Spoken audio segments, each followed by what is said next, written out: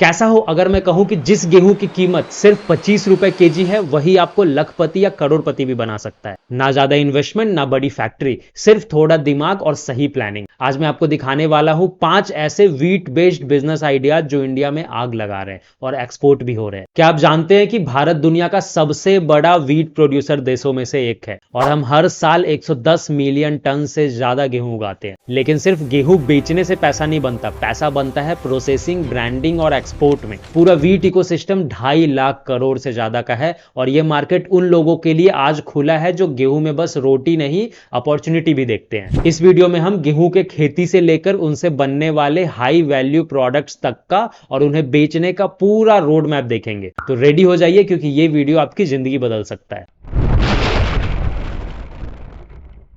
तो पहला business opportunity है प्राइमरी प्रोसेसिंग, मतलब आटा मील या फ्लोर मील का बिजनेस। यह गेहूं से जुड़ा सबसे आम और जरूरी बिजनेस है। आप गेहूं को पीसकर आटा, मैदा, सूजी और चोकर बनाकर बेच सकते हैं। इंडिया का पैकेज्ड फ्लोर मार्केट 35,000 करोड़ का है और हर साल 8 to 10% से ग्रो कर रहा है। लोकल चक्की भी अगर ब्रांडिंग करे तो आराम से 50 रुपए केजी पे आटा सेल कर सकती है, जिसमें 10 से 15 रुपीज केजी का सीधा मुनाफा होगा। कैसे शुरू करें आटा मील? तो आपको एक ऐसी जगह चाहिए जहां बिजली पानी की सुविधा हो और ट्रांसपोर्टेशन आसान हो। अगर आप छोटे लेवल पर शुरू करना चाहते हैं तो 2 हॉर्स पावर वाली मिनी चक्की प्लांट के लिए केवल 1.5 से 2 लाख का इन्वेस्टमेंट चाहिए। और अगर आप बड़े स्केल पर करना चाहते हैं तो 3 करोड़ रुपए या उससे भी ज्यादा का इन्वेस्टमेंट लग सकता है। आप सीधे किसानों से गेहूं खरीद सकते हैं या सरकारी मंडियों से भी ले सकते हैं। अगर गवर्नमेंट स्कीम्स की बात करूं तो पीएमएफएमई स्कीम के तहत फूड प्रोसेसिंग यूनिट्स को 35% तक की सब्सिडी मिलती है। अगर आप ये बिजनेस करना चाहते हैं तो पीएमएफएमई की सरकारी वेबसाइट को जाकर चेक करें। वेबसाइट यहाँ पे दिख रहा है आपको। तो चलो अब बात कर लेते हैं इसकी मार्केटिंग और सेल्स की। आजकल मल्टीग्रेन आटा, ग्लूटेन फ्री आटा,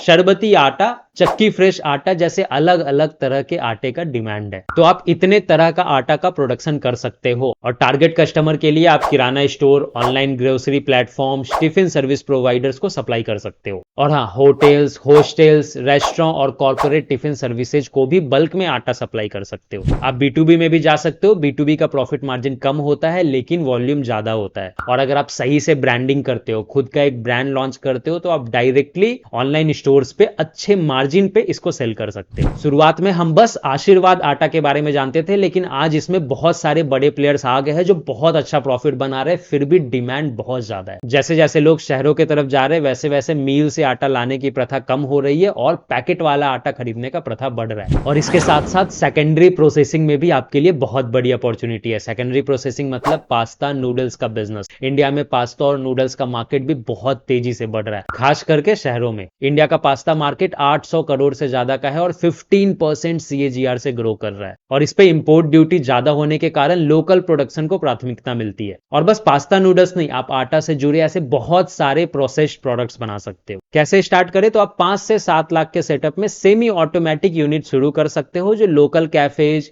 स्कूल कॉलेज के कैंटीन्स, छोटे रेस्टोरेंट और क्लाउड किचन्स को सप्लाई कर सकते हैं। और बस इतना ही नहीं, आप पैकेजिंग करके, ब्रांडिंग करके, खुद से ऑनलाइन प्लेटफॉर्म पे रजिस्टर करके वहां भी सेल कर सकते हो। और ये भी फूड प्रोसेसिंग के अंदर आता है, तो इसमें भी आपको पीएमएफएमई स्कीम के तहत 35% तक की सब्सिडी मिल जाएगी। और अगर मार्केटिंग और सेल्स की बात करें तो अपने ब्रांड को एक अच्छी पहचान दो। अलग अलग शेप और फ्लेवर के पास्ता नूडल्स बनाओ। आजकल मिलेट व्हीट कॉम्बो नूडल्स और पास्ता भी ट्रेंडिंग है, जिसे आप FSSAI अप्रूव्ड प्रोडक्ट बनाकर हेल्दी इंस्टेंट पास्ता नाम से सेल कर सकते हो। मैगी और इप्पी ने इंडियन नूडल्स मार्केट पे राज किया है, आप इनसे सीख सकते हो और कुछ नए फ्लेवर के साथ अपना एक नया ब्रांड लॉन्च कर सकते हो। मार्केटिंग के लिए आज के टाइम पे सबसे आसान तरीका है सोशल मीडिया, इंस्टाग्राम, फेसबुक और यूट्यूब। आप इन पे वीडियोज बनाओ, रेसिपीज की वीडियोज बनाओ, मेकिंग की वीडियोज बना के डालो, ऑर्गेनिक रीच आएंगे, आपको पब्लिसिटी मिलेगी। एक भी रील वायरल हो गई तो फिर आपकी सेल्स आनी बहुत तगड़े लेवल पे स्टार्ट हो जाएगी। अब आते हैं तीसरे बिजनेस आइडिया पे, जो है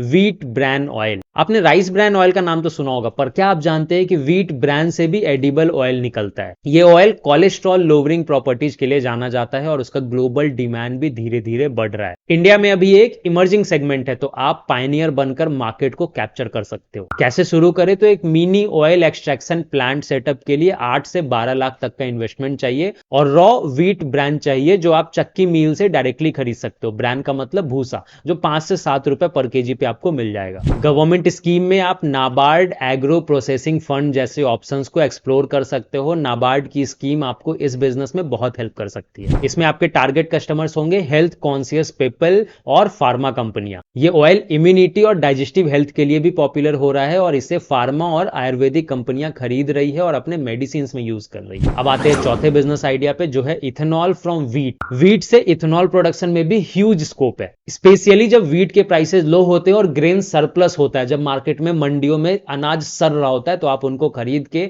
इथेनॉल बना सकते हो। इंडियन गवर्नमेंट इथेनॉल को पेट्रोल में मिलाने पर बहुत ज्यादा जोर दे रही है और अब शुगर केन के साथ साथ अनाज से भी इथेनॉल बनाने को बढ़ावा दिया जा रहा है, जैसे कॉर्न, वीट। इथेनॉल ब्लेंडिंग का डिमांड इंडिया में 2025 तक 65,000 करोड़ का होने वाला। कैसे शुरू करें इथेनॉल प्लांट? आप मिनी डिस्टिलेशन प्लांट के लिए 20 लाख तक का इन्वेस्टमेंट एक्सपेक्ट कर सकते हो, जिसमें सब्सिडी भी मिलती है। इथेनॉल ब्लेंडिंग पॉलिसी और बायो एनर्जी पॉलिसी 2018 के अंदर गवर्नमेंट सब्सिडीज प्रोवाइड करती है। उत्तर प्रदेश, बिहार जैसे स्टेट्स इथेनॉल प्लांट्स के लिए लैंड अलॉटमेंट और इलेक्ट्रिसिटी रिबेट तक दे रहे हैं। आप अपने राज्य के उद्योग विभाग से कॉन्टैक्ट करके इसके बारे में और डिटेल्स ले सकते हो। इथेनॉल प्लांट्स के लिए गवर्नमेंट पॉलिसीज और सब्सिडीज एक बार चेक कर लेना। अब आते हैं अपने फिफ्थ बिजनेस आइडिया पे, जो है wheat based eco friendly product. Wheat से सिर्फ रोटी नहीं, इको फ्रेंडली कटलरी भी बनती है। मतलब गेहूं से निकलने वाला भूसा, जिसे नॉर्मली लोग कचरा समझते हैं, उससे भी आप पैसा बना सकते हैं। और तो और इस भूसे से पेपर भी बनाया जाता है। और जो वीट का पुआल होता है, वीट स्ट्रॉ होता है, उससे इको पैनल्स और पैकेजिंग मटेरियल्स बनाए जा रहे हैं। गवर्नमेंट स्कीम्स में स्फूर्ति क्लस्टर डेवलपमेंट जैसी स्कीम्स ऐसे इको फ्रेंडली क्लस्टर्स को सपोर्ट करती है।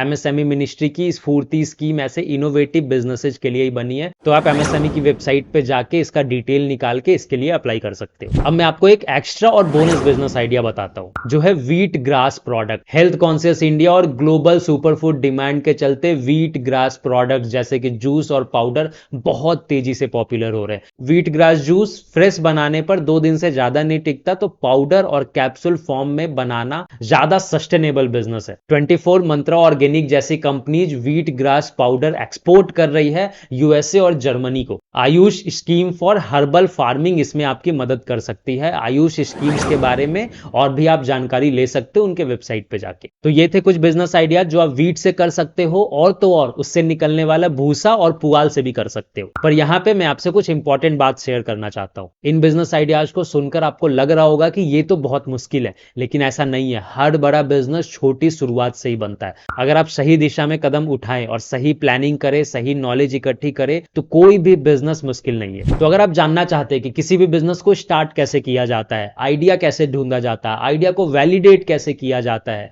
उसके बाद कंपनी कैसे बनती है, मैन्युफैक्चरिंग प्रोसेस, टीम कैसे खड़ी होती है, फंडिंग कहां से मिलेगा, फाइनेंशियल मॉडल क्या होगा, कंपनी का लीगल स्ट्रक्चर क्या होगा, तो मेरा स्टार्टअप ब्लूप्रिंट सेशन आपके लिए एक बेहतरीन मौका है। मैं संडे को 11 बजे एक स्पेशल 2 घंटे का ऑनलाइन सेशन कर रहा हूं, जिसमें और भी एक्सपर्ट्स को बुलाऊंगा। इस सेशन में हम बिजनेस स्टार्ट करने के सारे बेसिक्स को कवर करेंगे और आपको स्टेप बाय स्टेप ब्लूप्रिंट भी देंगे कि आप अपना बिजनेस कैसे शुरू कर सकते हो और अपने आइडिया को कैसे इंप्लीमेंट कर सकते हो। यह सेशन आपके बिजनेस जर्नी का टर्निंग पॉइंट हो सकता है। सीट लिमिटेड है, तो जल्दी रजिस्टर कर लेना, लिंक मैं डिस्क्रिप्शन में डाल दूंगा। तो चलो अब बात करते हैं देश के बाहर की, क्योंकि मेड इन इंडिया गेहूं दुनिया भर में जाता है। इंडिया ने 2023-24 में 11,000 करोड़ का वीट एक्सपोर्ट किया था, लेकिन सबसे ज्यादा डिमांड प्रोसेस्ड आइटम्स का है। दुनिया भर में इंडिया का वीट, पास्ता और इवन ब्रांड ऑयल की डिमांड बढ़ती जा रही है। यूएई, बांग्लादेश, इंडोनेशिया जैसे कंट्रीज में इसकी एक्सपोर्ट वैल्यू 35,000 करोड़ से ज्यादा हो चुकी है। ये कुछ टॉप एक्सपोर्ट आइटम है। Whole wheat, UAE, Bangladesh, Nepal. Wheat flour, HS code 1101, Africa, gulf, Maldives. Wheat brand, middle east, life stock के फीड के लिए। Pasta, noodles, Nepal, Bhutan, gulf. अब सवाल आता है एक्सपोर्ट कैसे करें। तो सबसे पहले आपको चाहिए अपीडा रजिस्ट्रेशन, यानी agricultural and processed food products export development authority. ये इंडियन गवर्नमेंट की एक संस्था है जो एक्सपोर्ट में मदद करती है। इनसे रजिस्ट्रेशन करवाना होगा, ये एक मैंडेटरी एक्सपोर्ट स्टेप है। सेकंड है IEC code, import export code. Export के लिए ये कोड जरूरी होता है, ये आपको डीजीएफटी से मिल जाएगा। ये तो रिक्वायरमेंट है। इसके अलावा आप एफपीओ एडवांटेज ले सकते हो। एफपीओ मतलब फार्मर प्रोड्यूसर ऑर्गेनाइजेशन। आप अपने आसपास के किसानों को जोड़कर एक एफपीओ बना सकते हो। एफपीओ के थ्रू एक्सपोर्ट करने पर जीएसटी और ट्रांसपोर्ट में भी बहुत ज्यादा फायदा मिलता है। फिर आपका नेक्स्ट स्टेप आएगा क्वालिटी एंड कंप्लायंस। देखो इंटरनेशनल मार्केट में क्वालिटी बहुत मायने रखती है।